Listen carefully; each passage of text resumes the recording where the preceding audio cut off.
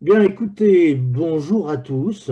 Voilà, je suis Philippe de Mattéis, directeur opérationnel de ConnectWave, et nous sommes ravis de vous accueillir sur le salon événement Connect Plus Event pour sa cinquième édition virtuelle. Alors, due à la crise sanitaire, comme vous pouvez l'imaginer. Bien, nous avons préparé pour vous une série de 12 conférences et échanges autour de la RFID et de l'IoT, centrées dans leurs usages et couvrant des retours d'expérience dans plusieurs secteurs industriels, grande distribution, etc. Elles se succéderont tout au long de cette journée dont vous avez pu avoir accès au programme, j'espère. Alors, ces conférences seront complétées par une série de webinaires en cours de montage, et ceci pour votre information. Après une première session sur le retail en avril dernier, nous aurons des webinaires organisés chaque mois jusqu'à la fin de l'année. Nous vous informerons des modalités de participation ainsi que des sujets abordés, bien entendu. Mélanie nous informera dans sa newsletter et autres communications. L'ensemble de ces conférences et webinaires seront accessibles en replay sur notre chaîne YouTube et sur notre site. Bien, avant de lancer la conférence de 9 heures, merci de me confirmer dans le chat que vous avez, puisqu'en bas vous avez un bouton marqué discussion qui correspond à un chat. Si vous entendez bien et voyez bien. Voilà. N'hésitez pas à même écrire oui dans le chat, ça sera toujours bienvenu. Voilà. Enfin, concernant les modalités des conférences, pour vos questions à nos intervenants et conférenciers, merci de les noter dans l'onglet en bas de votre écran de Zoom qui s'appelle Q&R comme questions et réponses. On y répondra en fin de conférence, bien entendu. Enfin, le bouton discussion, comme indiqué, est pour tout ce qui n'est pas des questions, des problèmes techniques, de vos commentaires, et notre modérateur y répondra tout au long de la conférence. Bien, voilà. Donc, rebonjour. Je vais présenter la conférence qui va se dérouler tout de suite, qui s'appelle « Les enjeux et points clés de l'industrialisation d'une solution RFID dans le milieu industriel ». Et pour cela, nous avons la chance aujourd'hui d'avoir un intervenant qui est M. Luc Filizzola, Product Owner Manufacturing chez Renault. Voilà. Donc, Luc va nous parler de ses expériences d'industrialisation de solutions RFID et nous en extraire les points clés et enjeux principaux. Merci, Luc. C'est à toi. Bon, ben, merci Philippe. Bonjour à tous. Donc, je me représente, donc, Luc Isola. Je travaille dans le domaine de l'IoT et l'objet auto-identifié depuis, on va dire, 2006. J'ai rejoint ConnectWave dans ses débuts en 2009 et j'ai été vice-président pendant un petit moment. Voilà, je fais toujours partie de l'association et j'essaie d'apporter le soutien à cette association qui a un panel très intéressant, aussi bien au niveau des end-users que des fournisseurs. J'ai voulu vous faire une petite présentation ce matin sur quelque part un guide qui va permettre aux différentes personnes de se poser les bonnes questions lorsque l'on veut industrialiser une solution, un projet RFID en traçabilité. Pourquoi? Parce que souvent, et je l'ai vécu aussi, hein, souvent on fait des proof of concept et on s'arrête là et on a du mal à aller vers l'industrialisation d'un projet. Donc, à force, on a commencé à se faire un petit guide, nous, chez Renault, en se disant, tiens, quels sont les points clés qu'il faut faire pour passer vraiment à un projet industriel et ne plus rester dans un petit sujet RFID où on veut tester la techno et après, on ne sait plus quoi en faire parce qu'on ne s'est pas concrétisé pour aller vers un projet beaucoup plus industriel. Donc, en quelques pages, je vais vous donner quelques indications et je vais essayer de vous les décrire un peu pour vous donner un peu les lignes directrices pour vous poser les bonnes questions. Donc, vous voyez mon écran? Tout le monde voit mon écran? Mon écran est Oui, oui, partagé ou pas? oui, Oui, d'accord. oui, oui. Ok. Donc, la première question qu'il va falloir se poser, c'est vraiment le périmètre. Il faut bien décrire votre projet. Souvent, je l'ai vu, ne serait-ce qu'en interne chez Renault ou à travers d'autres end-users quand on échangeait, c'est on ne sait pas trop vers où on veut aller, vers quoi on veut faire.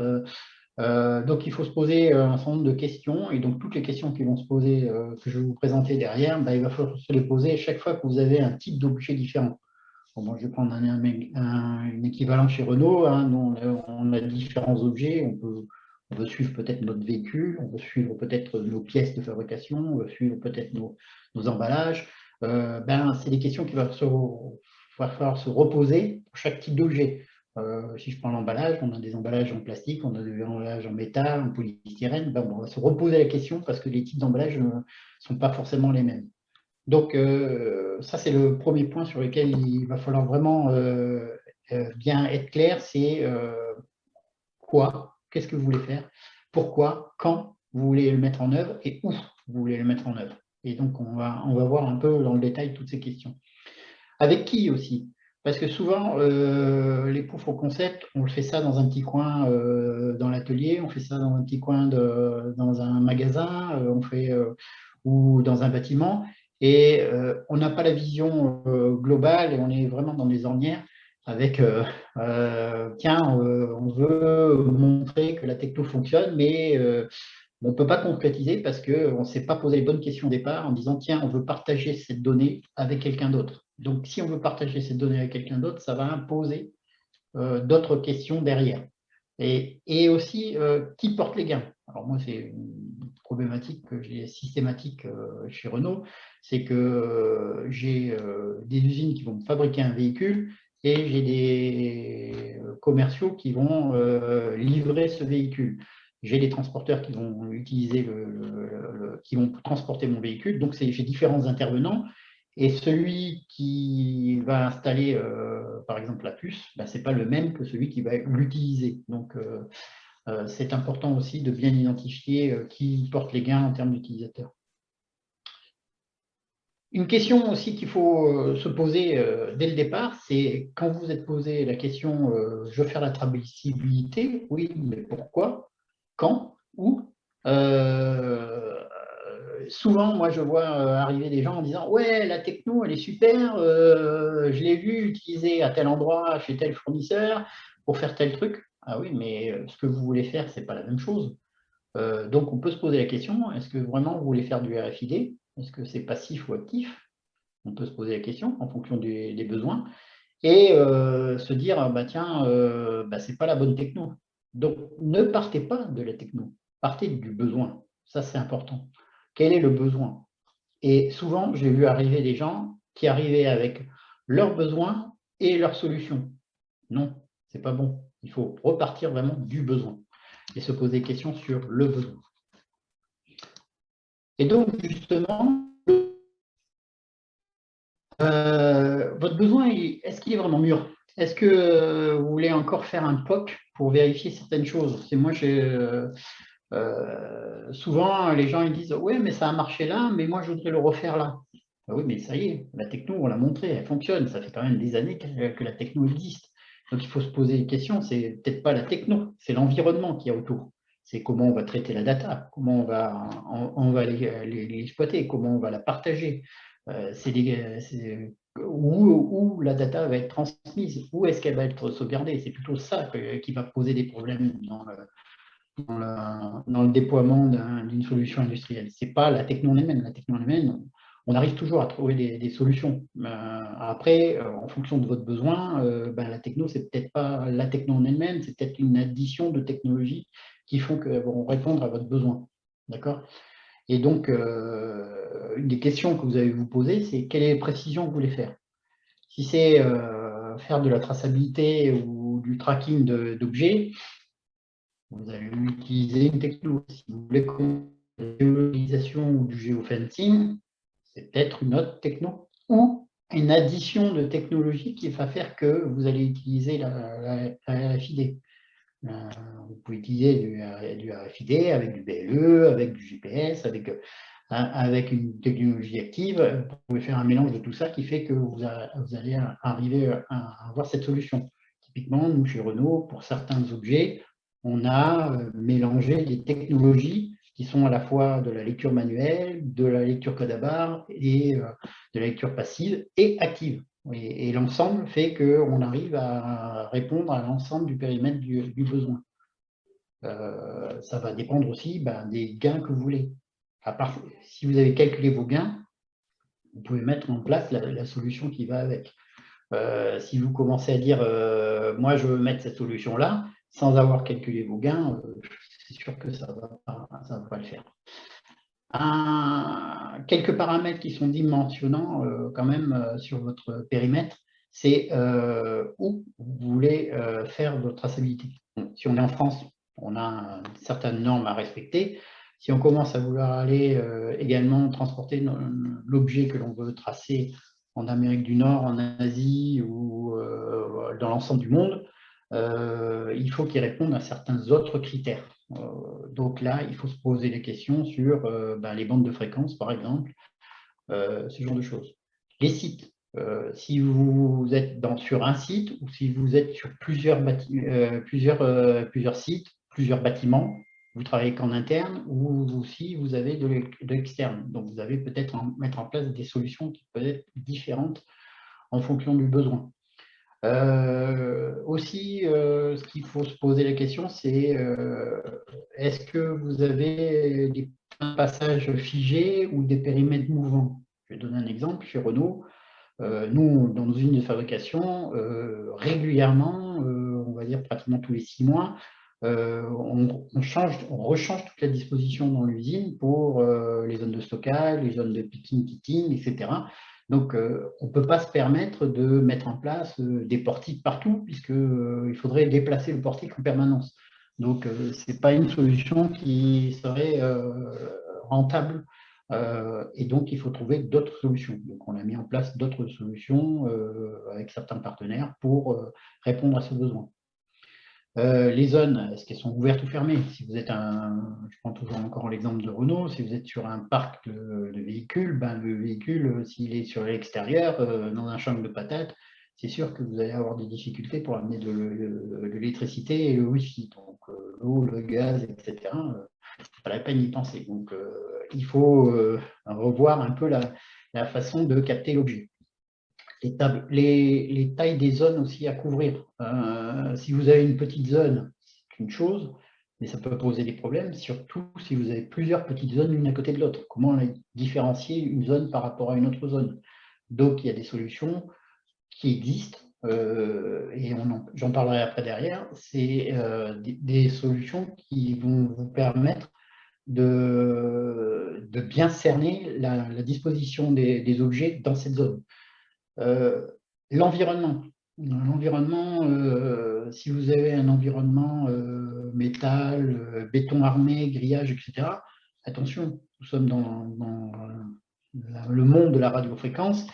Vous pouvez avoir des effets de bord assez faramineux, du style, vous pensez capter un objet, et en fait, vous captez tous les objets qui sont aux alentours parce que le rebond sur le sol ou sur le mur fait que vous allez capter les objets qui sont à côté. Donc, il y a peut-être aussi des réglages à faire et faire attention si vous avez des périmètres de mouvement. Ces réglages, est-ce qu'ils sont valables quel que soit le périmètre mouvement? Donc, c'est vraiment des questions à se poser dès le départ avant de commencer à dire je veux travailler sur telle techno ou telle autre techno. La distance entre les objets, j'en ai parlé, hein, si vous êtes des distances d'1 mètre, 3 mètres ou 10 centimètres, ben, là aussi, ça va réduire le champ des possibles en termes de technologie. Donc, en répondant à chaque fois à ces questions-là, vous allez, au fur et à mesure, peut-être éliminer des solutions techniques ou peut-être compléter la solution technique en rajoutant une combinaison de solutions. D'accord ? La dimension, est-ce qu'on est en 2D ou en 3D, là aussi, ça peut avoir un impact. Et posez-vous la question, est-ce que c'est vraiment nécessaire d'avoir la position 3D? Est-ce que la position 2D ne suffit pas? Peut-être que par un moyen, par un processus métier, on peut peut-être pallier à une problématique technique. Donc, ça aussi, c'est des choses à se poser question lorsque l'on va travailler sur le besoin. Une fois qu'on a parlé de besoin, on va parler du tag. Alors, partons sur le fait qu'on a répondu à toutes nos questions et on s'est dit, tiens, la RFID peut répondre à notre besoin. Donc le tag, c'est, je vais vous le dire franchement, pour moi, c'est la phase la plus importante et en termes de temps et de ressources parce qu'il faut bien y travailler dessus. Donc, il faut travailler en partenariat avec vos fournisseurs pour bien étudier la solution. J'ai des exemples aussi bien chez Renault que chez d'autres users avec qui j'ai pu discuter. Et à chaque fois, le tag, ça a été, on n'a pas dit, ouais, c'est ça, on va le faire en 1 mois. Non, l'étude, c'était entre 6 mois et 2 ans pour choisir le ou les bons tags en fonction des objets que l'on va tracer. Donc ça, c'est vraiment important, ce point-là. Et de travailler avec les différents fournisseurs de tags, c'est vraiment très important, puisque vous allez travailler sur le type de puce que vous allez mettre dans le tag. Donc là, travailler, avoir une vision qui va être dans le tag, ça peut être intéressant de le savoir. La taille de l'objet aussi, si je prends l'exemple sur Renault, on a des petites pièces et on a des très grandes pièces qui font 1 mètre sur 1 mètre sur 1 mètre. Donc voilà, on peut se poser la question sur est-ce que c'est le même objet? La matière de l'objet, je vous montre 2 exemples. Il y en a un, c'est en polystyrène, l'autre, c'est en métal. Donc, on n'a pas le même tag. Pourtant, on a travaillé sur la même puce. Donc, la puce, c'est la même. Par contre, le tag, c'est pas le même. Donc, voilà. On peut se poser la question, est-ce qu'on n'intègre pas directement dans l'objet? C'est-à-dire que si vous êtes fabricant de l'objet, en tant qu'end user, si vous fabriquez un objet, peut-être que vous allez intégrer directement le tag dans l'objet, enfin la puce dans l'objet. Ce qui peut être aussi, vous posez la question, c'est si vous allez faire fabriquer ces objets par quelqu'un d'autre, peut-être mettre en place un processus pour que lors de la fabrication de ces objets-là, le fabricant de l'objet va vous poser directement la puce sur l'objet. Je prends un exemple sur Renault. On a des emballages. Les emballages sont nos fournisseurs d'emballage. Nous, on leur fournit la puce, ils nous la posent sur l'objet et ils nous livrent l'emballage avec la puce posée dessus. L'environnement, les problématiques d'intempéries, de métal, de soleil, de neige, etc. Ça peut, si l'objet est à l'extérieur, s'il est à l'intérieur, ça peut être le point clé. La diversité des objets à suivre, la quantité des objets à taguer. Hein, ça, c'est aussi, vous passez d'un POC à une dimension d'un projet industriel. Un POC, vous allez faire 100, vous allez faire 1000, ou mieux, vous allez faire peut-être 10 000 objets. Si vous allez commencer à taguer tous les objets que vous voulez manipuler en traçabilité, vous passez dans une autre dimension, donc la valeur du tag c'est la même, les problématiques de pause vont s'amplifier en termes de durée de pause, etc. Donc il y a la façon dont vous allez le poser, est-ce que c'est rivé, est-ce que c'est collé, est-ce que c'est soulé, ça va être aussi une problématique. L'objet, s'il existe déjà, vous allez avoir la problématique, c'est que cet objet il circule, donc il va falloir à un moment pouvoir le récupérer et dire je le sors de mon flux, je le tag et je le remets dans le flux. Ou si c'est un nouvel objet, là il n'y a pas de problème, c'est au fur et à mesure que vous fabriquez cet objet que vous allez taguer. D'accord. L'initialisation. Alors, la valeur que vous allez mettre dans le tag, j'en parlerai encore un peu derrière, mais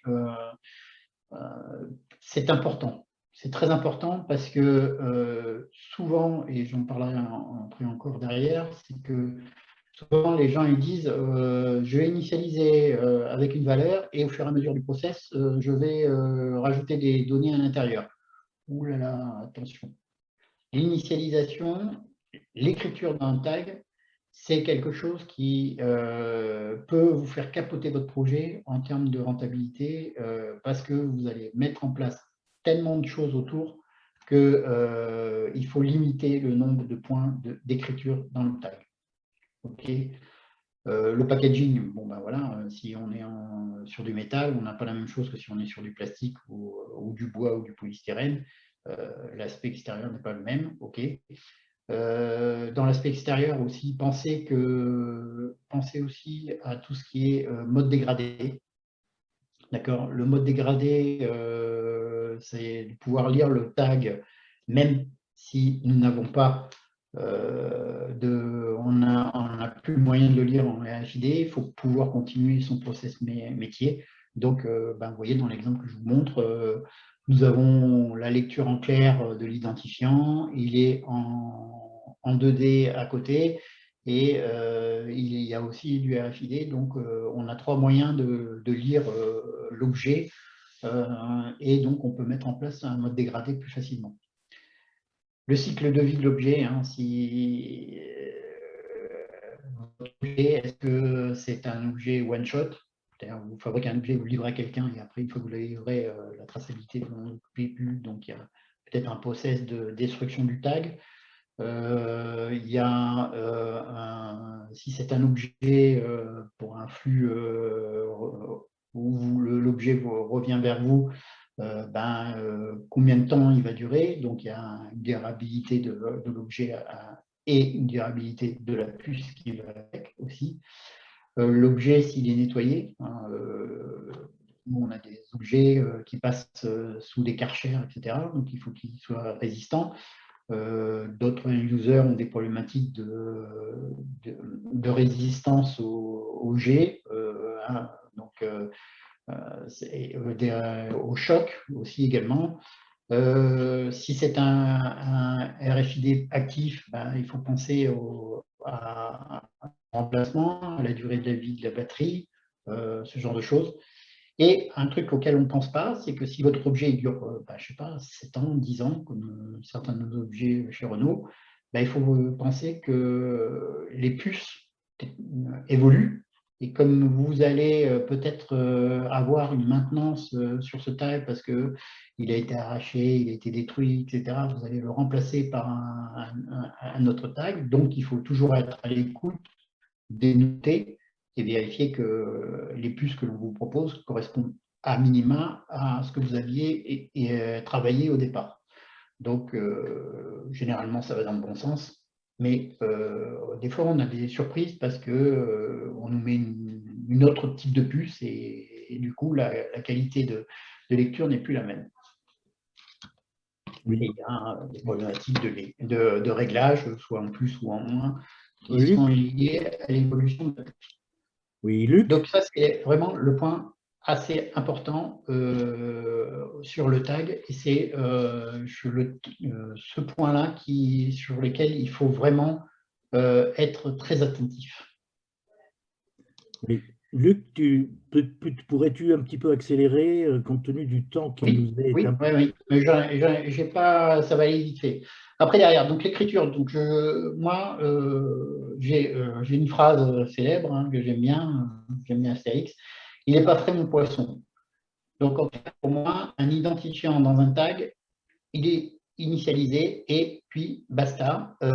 On n'aura plus à le modifier. Toutes les données liées à l'objet sont dans nos systèmes d'information. Il n'est pas question à aucun moment d'aller réécrire ce tag. Ça, c'est une préconisation que je vous donne parce que le nombre de fois où j'ai vu les gens me dire oui, mais moi je veux rajouter des informations sur mon objet. Oui, tu peux le faire, mais ça veut dire qu'il faut mettre en place tout un process d'écriture avec isoler l'objet pour ne pas écrire sur l'objet à côté. Et en plus, si tu n'as pas ça, il y a quelqu'un qui peut mettre à jour dans ton système d'information des informations et comment elles redescendent dans l'objet plus tard. Donc, autant qu'elles soient dans le système d'information et faire le lien entre le système d'information et l'objet, qui veut dire que peut-être, si vous partagez cet objet avec, par exemple, des fournisseurs ou d'autres personnes qui ne sont pas de votre entreprise, ça veut dire qu'il faut pouvoir partager quelque part dans le cloud et échanger les données qui sont nécessaires aux personnes.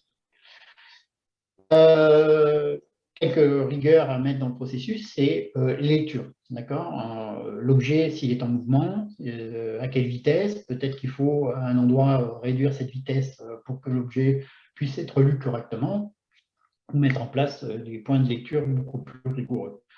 La data à transporter, ce que je disais tout à l'heure, pour moi, la data doit se résumer uniquement à l'identifiant et rien que l'identifiant. Du nombre de fois où on va le lire, ça c'est pour dimensionner vos coûts et vos endroits où vous avez besoin de lire.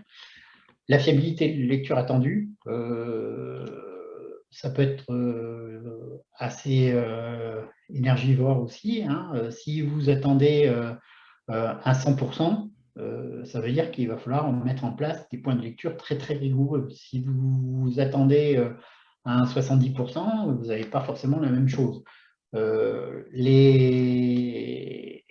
Ou alors vous avez à mettre en place dans vos systèmes d'information des informations qui vont se compléter. J'ai lu 100 objets et j'ai un taux de fiabilité à 50%. Et plus loin, je relis 100 objets, mais ce n'est pas les mêmes. Mais donc, grosso modo, en fait, j'en ai lu 150 parce que la somme des deux me permet d'avoir une visibilité sur mes nombre d'objets qui ont transité. Les distances de lecture, ça aussi c'est important. Si vous faites des réglages pour lire un objet à quelques centimètres ou à quelques mètres, faites attention de ne pas lire les objets qui sont à côté ou de passer à côté du fait que les objets, s'ils se décalent par rapport à ce que vous aviez imaginé en termes de lecture, ça peut avoir des conséquences. Et prévoir toujours le mode dégradé. Tout à l'heure, je vous l'ai montré. Nous, on a mis en place différents modes dégradés, visuels ou code à barre, pour pouvoir passer ce point-là.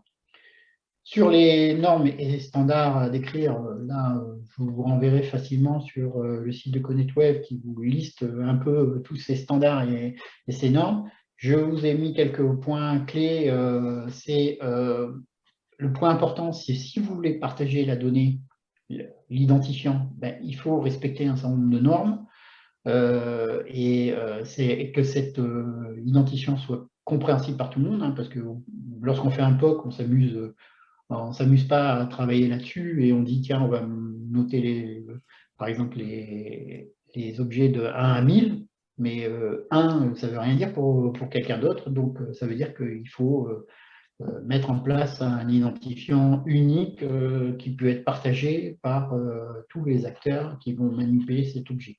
Donc là, vous utilisez des normes. Donc nous, on est dans le mode ODET et Galia, dans le monde de construction automobile, mais il y a GS1, il y a IATA, et il y a toutes les normes ISO, TI et FSC pour le respect de la radiofréquence.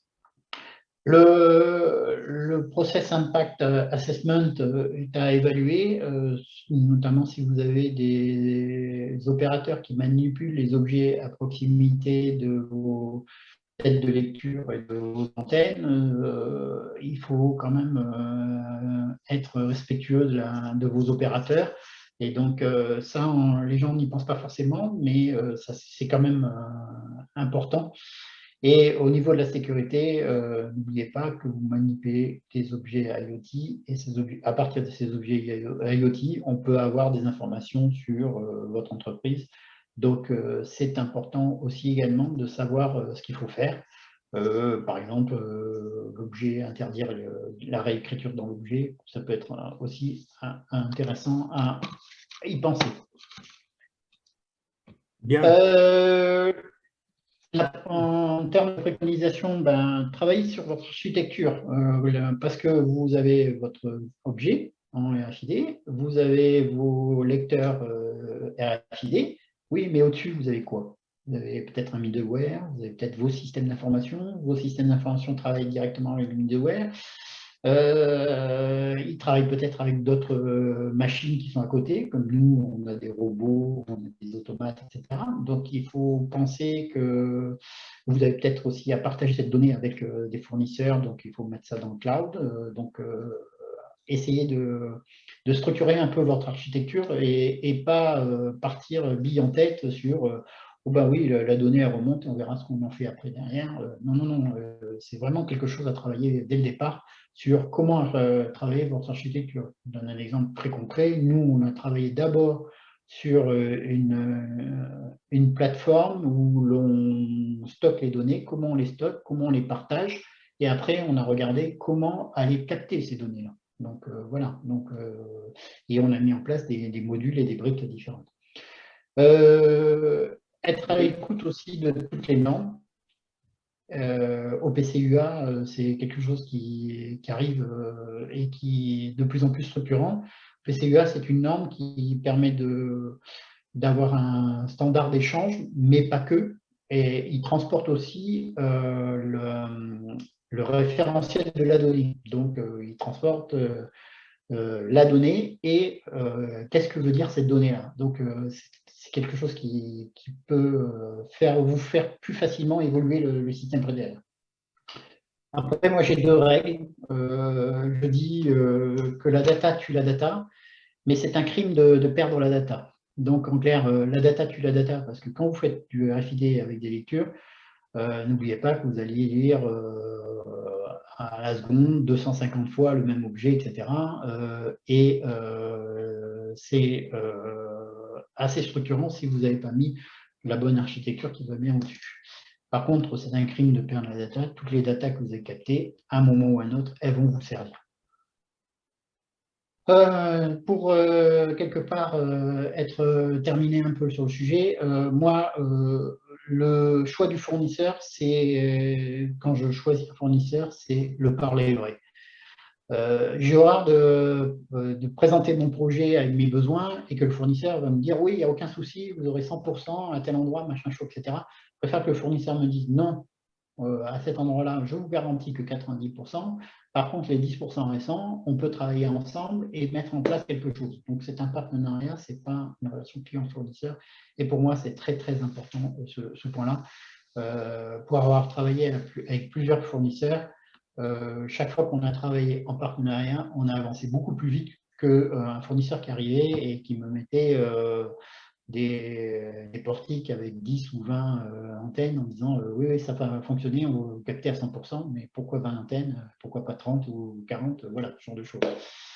L'exploitation, la vie série aussi, pensez-y, lorsque vous allez passer en phase industrielle, comment vous allez gérer les pannes, comment vont se faire les interventions, où elles vont se faire à distance, sur le site.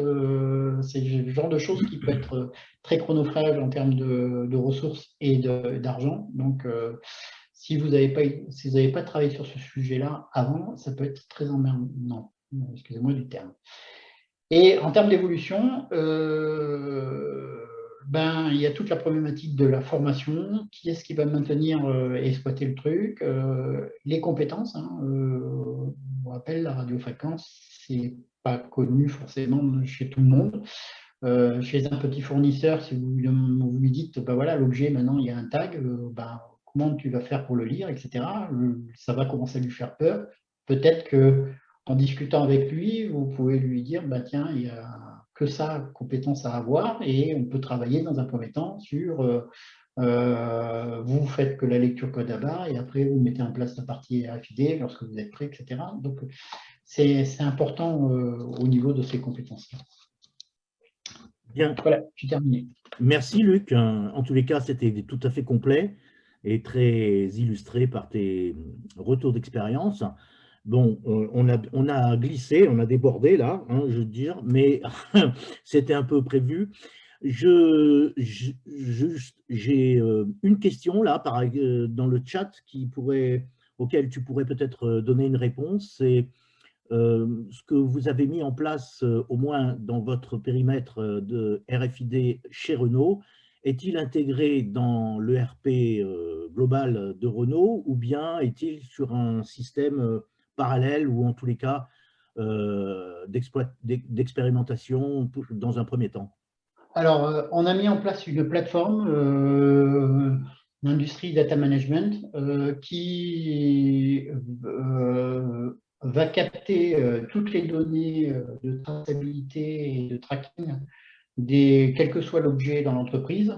Donc, toutes ces données-là se remontent dans cette plateforme-là. On a travaillé en partenariat avec des sociétés pour le captage, d'une part, mais également avec d'autres sociétés pour la partie stockage de la donnée.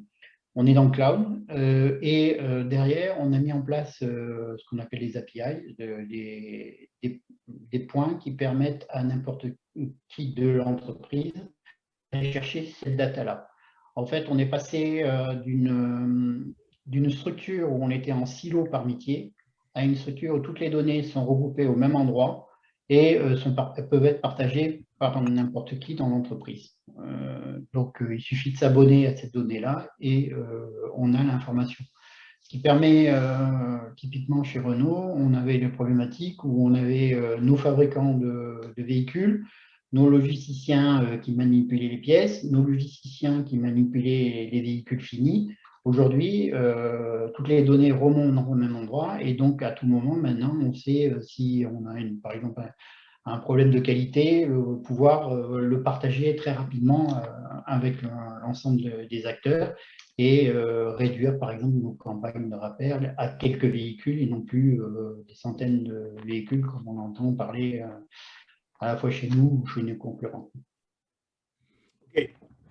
Bien, écoute, merci infiniment, Luc. Je vais mettre fin à cette première conférence qui, je vous rappelle, sera disponible sur le canal YouTube de ConnectWave en replay pour tout le monde.